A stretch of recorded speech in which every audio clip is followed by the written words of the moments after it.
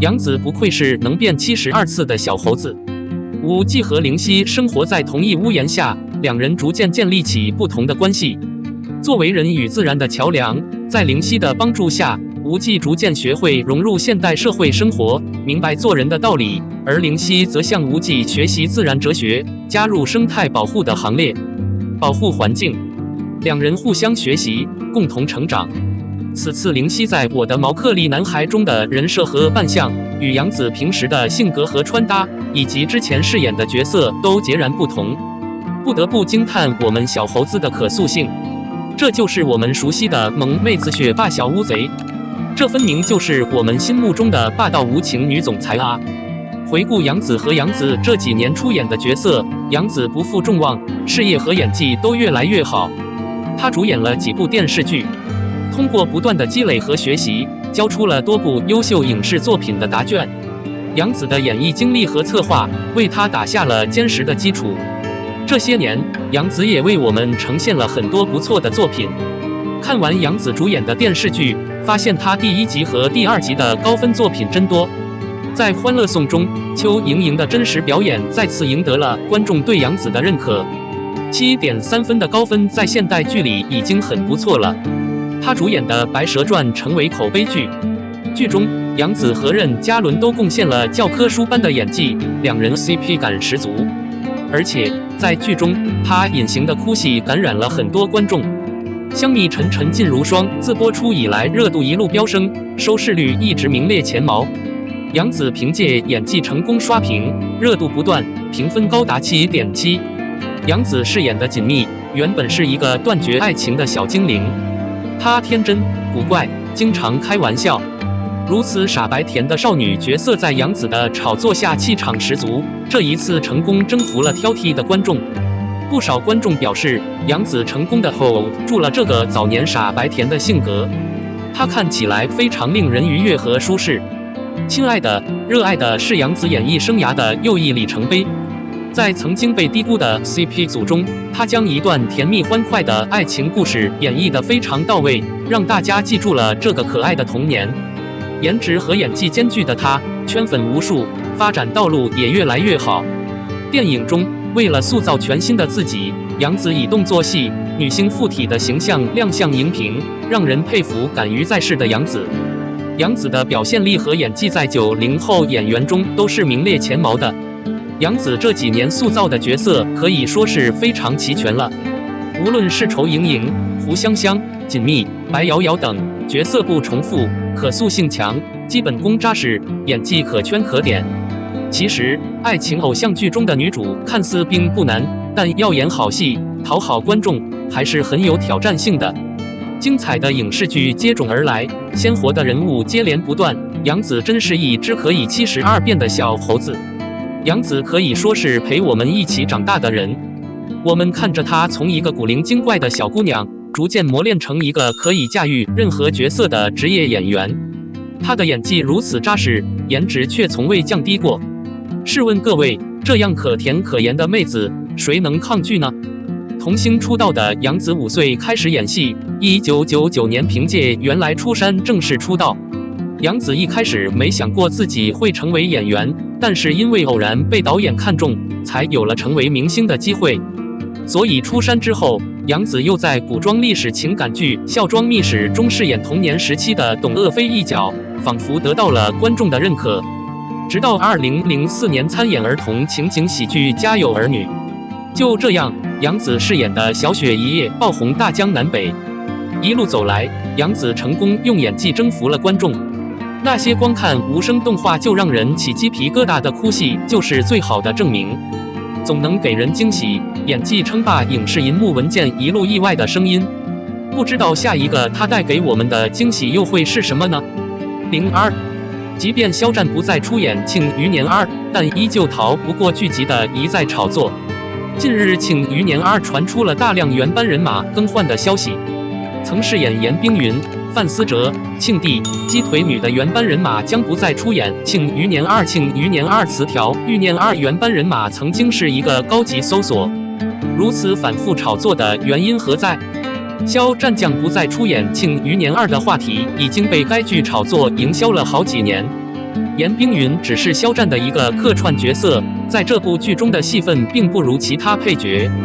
而且据了解，当时肖战的片酬只有几千元，第二部不会出演也很正常。话说回来，肖战对这部剧也很感兴趣。庆余年宣传的时候，他就用肖战的热度来营销，更不用说这几年为庆余年2造势了。演员演不演自由，剧组为了造势，多次拉着演员炒作。肖战因为出演这部剧，被所谓的剧粉攻击过太多次。说实话，他真的很委屈。片酬是其他演员的零头，戏份少得可怜，还要负责节目的宣发，甚至很大一部分播放量都是肖战的功劳，却被骂得最惨。问号。个人觉得肖战不继续演戏是明智的，因为这部剧对他来说不是飞升，而是渡劫。03，眨眼装矫情，27岁孟子出手，带来教科书式矫揉造作。演戏是一门细活，演不好无敢乱飞，以撅嘴瞪眼来诠释可爱，结果总是油腻腻的。演得好夸张但不过分，一颦一笑甜到观众心里。孟子以自出道以来，一直都被挂在综艺节目中爱演戏的标签上。在1年级中，她被选为女主角，但由于自身的条件不能唱歌。在《桃花坞》中，她是一个频频出各种金句的纯美人。一旦有男客人靠近她，她就会逗他，不得不提防。水汪汪的大眼睛让她永远充满活力。然而在影视剧的荧屏上，她所饰演的角色大多都是端庄冷艳的。要么是话不多的女战士，要么是双商在线的正义女主。即便加入仙侠剧，她在《沉香如愁》中饰演的姐姐也趋于稳定。很明显，她是一个认真的95后演员，演女生正是最好的时机。但往后，因为咖位，她无法选择自己想要的角色。直到她在综艺节目中走红，她的女主才源源不断。花琉璃的一角，仿佛就是为她量身定做的一样。乍看惊奇超演技，挤眉弄眼装矫情，27岁孟子出手玩弄装逼演技。论战损吐血，花琉璃恐怕比仙侠剧的主角还要厉害。毕竟她立志要成为身经百病的美女，别人都希望健康无忧。而且她来京后就一直咳嗽不止，明明是个晴天，但她头戴斗篷，一身素衣坐在轿子里。缓缓走下轿子后，他还没有在外面的空气中停留几秒钟，他只是很自然地往旁边一靠，略做作地倒在了丫鬟的怀里，把下面的人都吓了一跳。而这一切都是他早就计划好的。他又病又弱，只能靠在丫鬟的肩上。这房间的门一关上，花琉璃瞬间就抱起了腰。丫鬟见这口井破败不堪，担心是不是有冤魂。花琉璃身为大小姐，上一秒没说话，下一秒就用拳头挡在了自己的嘴边。倒吸一口气，装作惊讶的样子吸引丫鬟的注意，想要吓唬她。被丫鬟韩寒嫌弃后，毫不犹豫地笑了笑。一直被吓到，一直盯着看，是装傻的第一步。